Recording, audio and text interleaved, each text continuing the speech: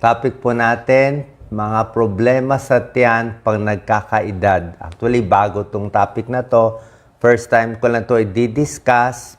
And I'm sure karamihan sa inyo makaka-relate kayo. Pag kayo edad 40 pataas, makaka-relate kayo dito. Hindi ba kayo nagtataka? Kahit ako nga nagtataka, bakit parang nagbabago yung digestion natin, yung panunaw natin pag tumatanda tayo? Ano ba nangyayari? Di ba? Yung mga dating kayang-kaya nating kainin. Dati, ang bilis natin kumain, kahit anong fast food, anong maanghang, baliwala. Diba? Hindi natin pinapansin yung pag-CR natin, pag-banyo, walang problema. Pero pag tumatanda, 40s, 50s, pag 60 years old, mapapansin nyo, marami nang hindi po pwede. Marami nang sumasakit sa tiyan at nagiging problema. So, explain ko sa inyo, anong pagbabago sa tiyan natin. Lahat ng tao dadaan dito. Ano yung 7 sakit na mas dumarami pag tumatanda. At ano yung home remedy. Paano tayo mag-a-adjust dito sa bagong kondisyon ng tiyan natin. Actually, hindi pa to talaga sakit eh. Kasi normal to na aging process. Umpisahan natin ha. First, ang pagbabago pag tumatanda, syempre sa pagnguya, sa ipin. Pag nagkulang ang ngipin, nasira ang gums, mas mahirap na magnguya. Pero hindi lang yan sa ipin. Usually, very old na yan eh. Yung isang problema, yung panunaw dito. Start tayo sa bibig ha. Yung esophagus. Dito sa esophagus natin, meron tayo isang parang muscle dyan dito eh. Sa pagitan ng esophagus at yan, medyo nagloloko yung sphincter na yon. Nagloloko, minsan lumuluwag, minsan sumisikip. Dahil dito, mahirap ka na lumunok. Mapapansin nyo yan, edad siguro 50. Magtataka kayo, ba't minsan lagi nagbabara yung pagkain? Pagdating sa tiyan natin ng pagbabago, nababawasan din yung digestive enzymes. Yung mga chemical ng panunaw ng tiyan natin nababawasan. Hindi na natin matunaw yung pagkain. Pagpunta sa small intestine, large intestine, hindi na ganun kaganda ang small intestine at large intestine natin. Yung bituka natin nagiging mas manipis, mas hindi na nakaka-absorb ng pagkain, mas kulang na rin yung nilalabas ng panunaw, yung enzymes ng pancreas, ang lapay, humihina din, pati ang atay, humihina din, lumiliit ang atay. So, ang pagpanunaw natin, mula bibig hanggang sa pagdumi, mahaba yung bituka natin eh. Around 30 feet daw yan eh. 30 feet pag diniretso mo yan, ganyan kahaba yan. So, nagkakaproblema sa daanan, pababa. Yan, yung sa daanan natin. So, tingnan natin na 7 sakit. Bago tong topic natin. First time to discuss. Number 1, mapapansin nyo pag tumatanda, dahil dito sa pagbabago, mas marami na nagkakaroon ng gastric reflux, GERD. Gastroesophageal reflux disease. Mas nagburp na tayo, mas bumabalik na yung kinain natin kasi nga yung sphincter nga, yung muscle nagloloko. Minsan lumuluwag eh, ganun nangyayari. Mas marami na rin nagkakaroon ng indigestion. Indigestion, hindi na matunawan. Kasi nga, kulang na pala yung panunaw natin. Yung dating bata ka, lahat ng cheese curls, lahat ng chippy, chichirya, baliwala, kain ka ng kain. Magaling yung tiyan natin eh, kaya tunawin. Ngayon, di na kaya tunawin.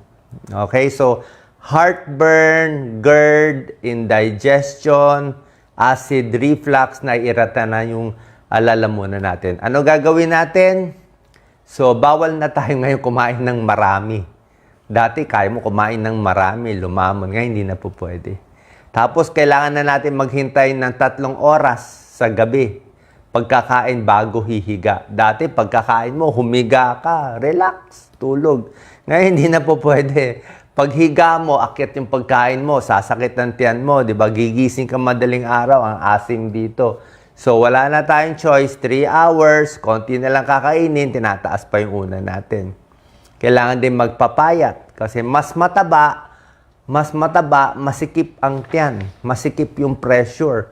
So, malaki ang pressure sa tiyan, mas umaakyat yung pagkain. So, yan ang number 1, GERD, indigestion. So, more water, mas malalambot ang pagkain, at dahan-dahan na pagkain. Number 2, mas marami na rin nagkakaroon ng peptic ulcer. Ito mas delikado, peptic ulcer. Yung GERD kanina, pangangasim lang yun eh. Parang gas-gas pa lang yun. Papunta lang sa gastritis yun eh. Pero yung peptic ulcer, may butas na yung bituka. Yung stomach natin nagkakabutas. So, pag nagkabutas yun sa stomach, sa duodenum, mas delikado. Baka dumugo. So, usually, talaga yung pagkain regular, pero pa konti-konti. Tapos, minsan binibigyan ng gamot, anti-ulcer. Yung iba, chine-check din for H. pylori. Pa-check na lang kayo sa gastroenterologist. Pag may ulcer, kasi sabihin, matindi na talaga yung pananakit.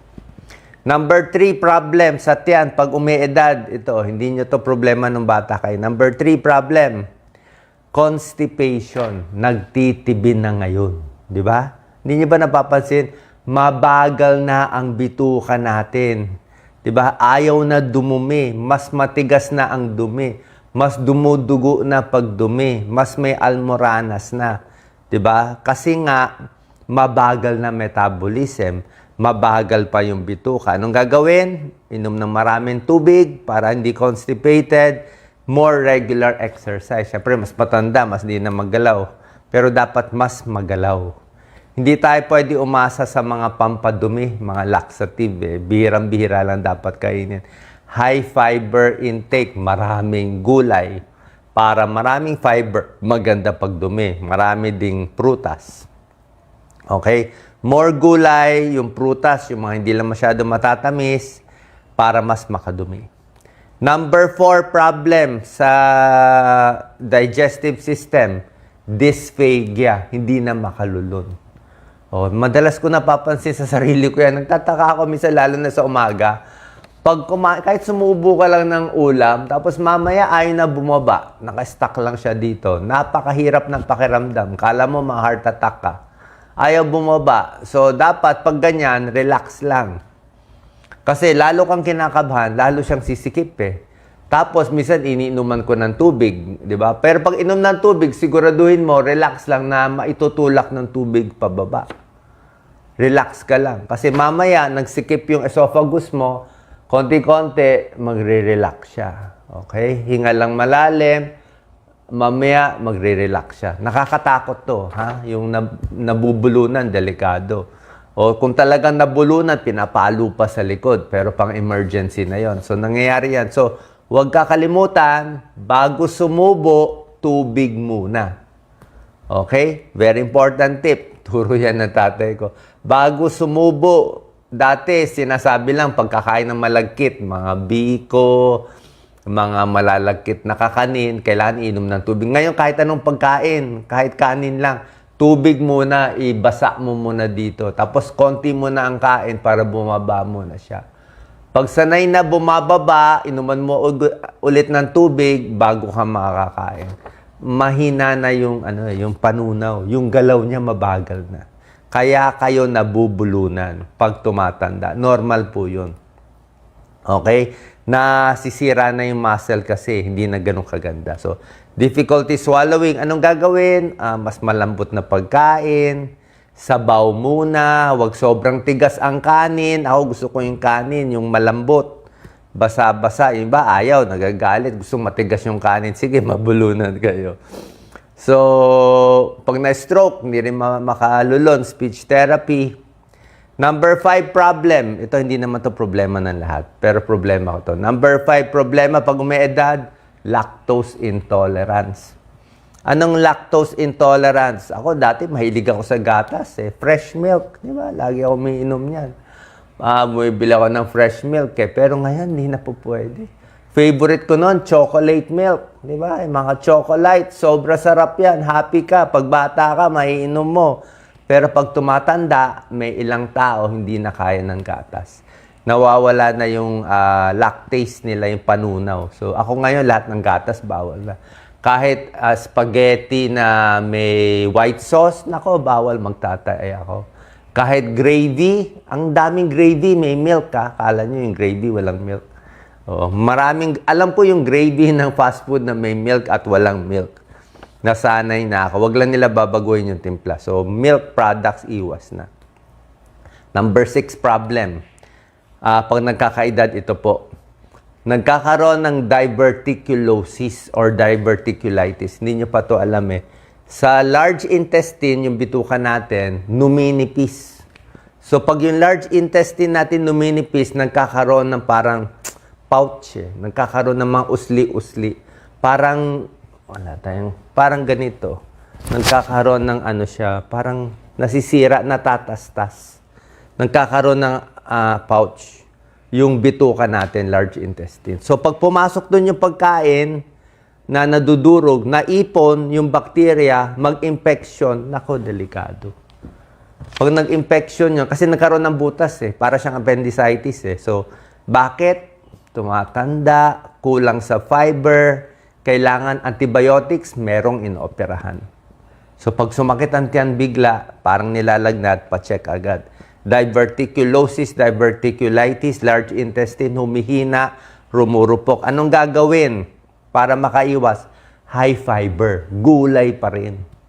Kaya bawas fast food talaga eh. Alam ko, dati pag bata ka, siguro pwede ka mag-fast food. Wala ka pang 40 years old. Pero above 40, subukan nyo mag-fast food. Hindi na happy ang tiyan nyo. Yung mamantika, na hindi na kaya. Walang fiber kasi ang fast food eh.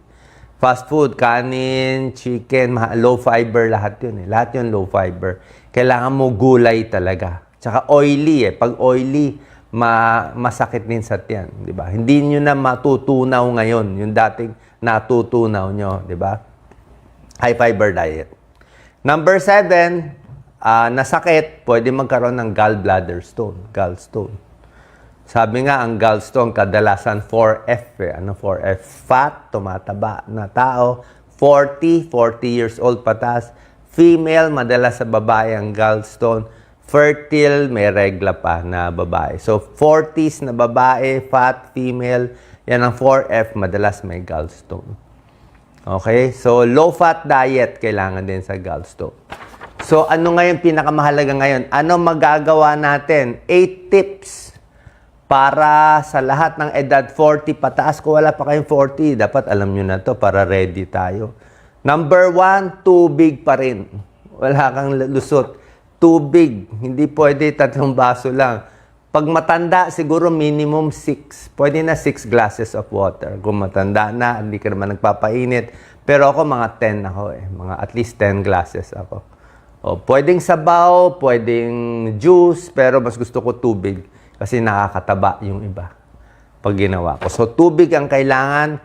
Bawal ang alak, nakaka-dehydrate. Kape, konti lang, kasi nakaka-dehydrate. Hindi counted as tubig ang alcohol at kape. Kasi nakakaihi siya, nakaka-dehydrate. Ang counted as tubig, tubig lang, pati tsaa, pwede.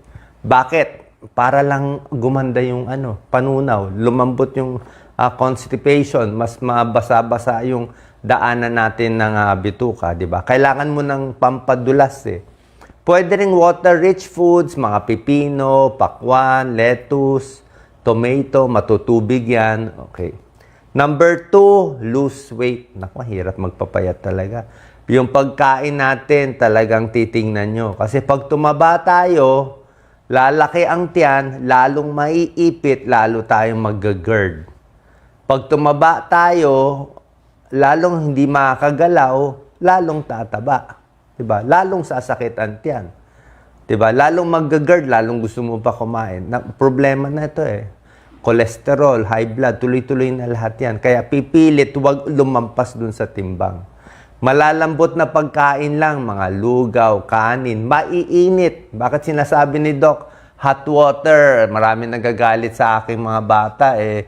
Yung nanay daw nila, puro ayaw na sila bigyan ng cold water. Pwede naman cold water kung gusto nyo. Kaya lang, sa tiyan na tumatanda, bakit sa mga Japan, sa Singapore o lahat tsaa, lahat mainit. Bakit puro hot water yung mga matatanda, 80, 90, 100 years old? Hot tea. Lahat may hot tea. Kasi nga, pamparelax ang mainit, na bagay, mainit na tubig, mainit na tsa, nare-relax ang muscle. Mare-relax, magandang panunaw siya. Pag malamig, maninigas yung muscle. Di ba? Obvious naman eh. Malamig masyado, magka-cramps ka. Ano bang gamot sa masakit na tiyan? Di ba? Hot bag. Hot. Di ba? Lagyan mo lahat na mainit eh. Magpapa-shower ng hot. Masakit ang likod mo, ano nilalagay? Hot pack. Hot pampa-relax. Di ba? Mainit. Kaya maligam-gam na tubig, mas maganda, lalo na pag tumatanda. Pero kung malakas kayo minsan, gusto nyo malamig na soft drinks, paminsan-minsan pwede, pero ready lang kayo magka-GERD. Ready lang. So, 1, water. 2, ingatan na pagkain, lose weight. Number 3, fiber foods. Gulay talaga. Gulay, bawas mantika, bawas fast food, mas malalambot na pagkain. Inuman muna ng tubig. Tapos yung kain mo, hindi na pwede yung maramihan na 2 times a day. Sobrang mga all you can eat. Naku, dami ko nakikita ngayon eh. Yung all meat, libre, 1,000, all you can eat. Magugulo yung tiyan nyo, magugulo.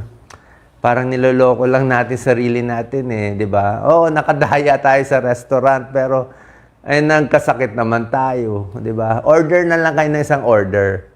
Di ba? 1,000 yun, marami ka na ma-order. Order ka na lang ng isa, kumain na lang ng normal. Huwag natin try talunin yung restaurant. Hindi po pambata yun, pwede. Pambata, yung mga challenge. Pero pag matanda, normal eating, konti-konti lang. Number 3, kailangan talaga mag-exercise. Galaw, galaw, galaw, tapos pipilit pa rin talaga mga sit-up konti, yung mga crunch, yung mga twist, mas gagalaw-galaw para gumalaw din ng bituka. Mas gumagalaw ang katawan, mas gumagalaw ang bituka. Okay? Exercise every day. Kahit matanda, kahit masakit ang likod, pilit maglakad. Kaya pag may nakakita ako na naka-wheelchair, nako, sabi ko, mahirap na to. Kahit naka-wheelchair, pilit pa rin galaw-galaw kung nakahigaman. Kasi oras na steady mo na siya sa wheelchair, sa kama, tuloy-tuloy na, hindi na rin gagalaw yung bituka, hindi na dudumi, lalaki na antiyan, lahat na ng sakit, ipon-ipon. Kailangan talaga galaw-galaw para hindi pumanaw. Number 5, bawas stress. Ang stress nagpapagulo sa acid natin. Ang stress nagpapasira din ng digestive system. Di ba? Mas stress, mas masakit ang tiyan. Mas stress, mas irritable bowel syndrome. Tandaan niyo yan. Mas stress, mas maraming problema sa tiyan. Isip ng isip, habang kumakain, hindi kayong matutunawan. Mas maraming stress, mas umiinom ng alak, mas naninigarilyo, mas nag-overeating. Oh, wala eh. So, stress, kalaban yan. Number 6, kailangan pa-check lagi yung ipin para mangunguya yung pagkain. Kasi pag hindi mo nginuya, hirap ulit yung tiyan. Number 7, pwede yung probiotic. Probiotic. Ako nagpo-probiotic ako, kaya lang medyo nakakalambot ng dumi. Sa akin, nakakalambot ng dumi. Kung medyo matigas ang dumi ko, siguro half dose lang ako pag sinabi 2 times a day, once a day lang ako. So, meron mga probiotic, medyo may tulong. And number 8, pag may sintomas, punta sa doktor. Nagtatae, tumitigas, sobrang sakit ang tiyan, may dugo sa dumi, talagang paulit-ulit na iba na pakiramdam mo, senior citizen na, pa-check tayo sa doktor. Kasi, siyempre, iniisipan natin, meron ding mga bukol-bukol dyan, ayaw naman natin isipin. Pero pag matagal na sintomas, pa-check mo rin tayo sa doktor. Aayusin din yung mga gamot. May mga gamot na nakakatigas sa dumi. Yung mga antidepressant, nakakatigas yan ng dumi. Yung mga pain relievers, nakakatigas ng dumi. Yung mga antibiotic, depende. Iba nakakalambot, nakakatigas. So yan po, bagong topic natin. Na-experience ko yan. Kaya yung mga dating na gustong-gusto mong kainin, na pag senior ka na, mayaman ka na, gustong-gusto mo puntahan lahat ng, yung mga mall, di ba? Ang daming restaurant. Bawal na eh. Doon na lang tayo sa normal. Balik tayo doon sa lugaw ni nanay at tubig na mainit, nakakaya naman, no? Di ba? Lugaw na lang at pero wala tayong choice eh. Kasi paminsan-minsan, kaya ako, pag mag-experiment ako ng kain, minsan tanghali. Para kahit sumakit ang tiyan ko, tanghali, hanggang gabi. O, sumakit ang tiyan ko. Pero pag sa gabi, pag kumain ka sa restaurant, sumakit ang tiyan mo, nako, hindi na po pwede. Isang favorite food ko, taco. Mahilig ako sa taco eh. Kaya lang ngayon, hindi na pwede mang-taco. Hindi na. Dati, taco, kayang-kaya ko yan. 2 taco. Napakasarap.